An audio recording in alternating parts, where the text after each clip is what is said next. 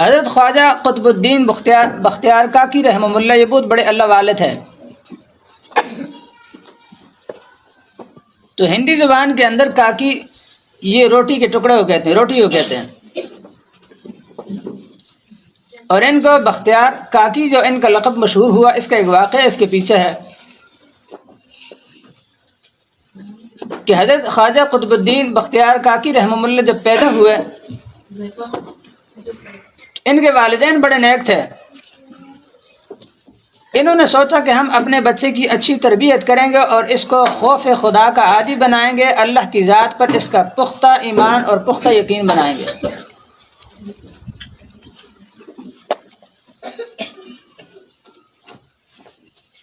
تو ان کی والدہ جو تھی،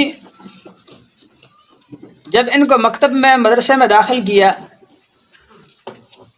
تو جب یہ پڑھائی سے فارغ ہو کر اپنے گھر آتے تو والدہ سے پوچھتے کہ والدہ کھانا دو.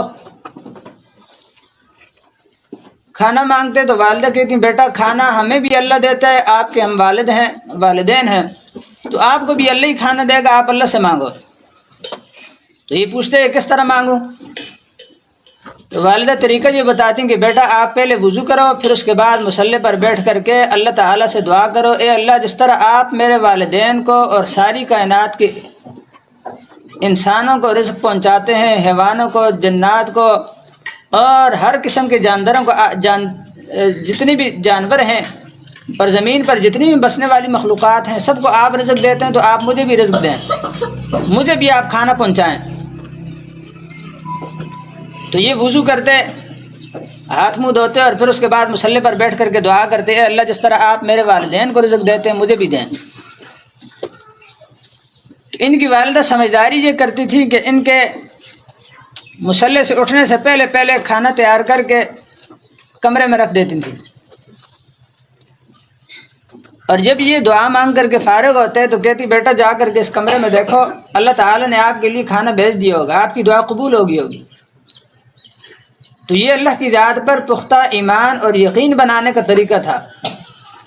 تو بیٹا جاتا، کمرے کا دروازہ کھولتا، کھانا رکھا ہوتا، کھا لیتا اور اس کا ایمان اور یقین اللہ کی ذات پر اور پختہ ہو جاتا. وہ کہتا کہ واقعی دینے والا اللہ، یہ میں نے دعا مانگی تو اللہ نے مجھے کھانا دیا. ایک مرتبہ ایسا ہوا کہ والدہ رشتہ داروں کے ہاں کسی نکاح کی تقریب میں چلی گئیں. تو بیٹا جب اپنے مکتب سے مدرسے سے واپس آیا تو والدہ وہاں لیٹ ہو گئی. تو پریشان ہوئی کہ میں نے اتنے عرصے سے اپنے بیٹے کا یقین اللہ کی ذات پر بنانے کے لیے ایک کوشش کی ہوئی تھی، آج اگر بیٹا گھر میں پہنچا کھانا نہ ہوا تو اللہ کی ذات سے وہ بدظن ہو جائے گا،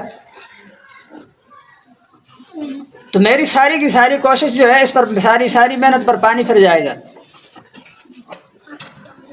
تو والدہ راستے میں جا رہی ہیں اور ساتھ ساتھ دعا کر رہی ہیں، اے اللہ آج تو اپنے غیب کے خزانوں سے اس کے لیے رزق کا بندوبست کر دے تاکہ میری محنت ضائع نہ ہو. تو گھر پہنچتی ہیں تو بیٹا سویا ہوتا ہے. تو جا کر کے جلدی اس کے لیے کھانا تیار کرتی ہیں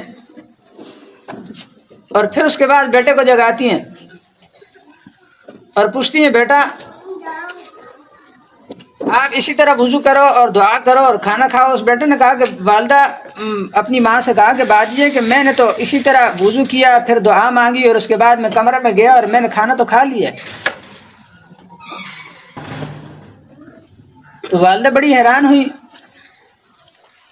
لیکن اس بیٹے نے یہ کہا کہ والدہ اصل میں اپنی ماں سے یہ کہا کہ بات یہ ہے کہ روزانہ میں جو کھانا کھاتا تھا اس کھانے کے اندر اتنی لذت نہیں ہوتی تھی، آج آپ کی غیر موجودگی میں نے جو روٹی کا ٹکڑا کھایا ہے اس کے اندر جو لذت ہے وہ میں نے زندگی میں کبھی نہیں دیکھی.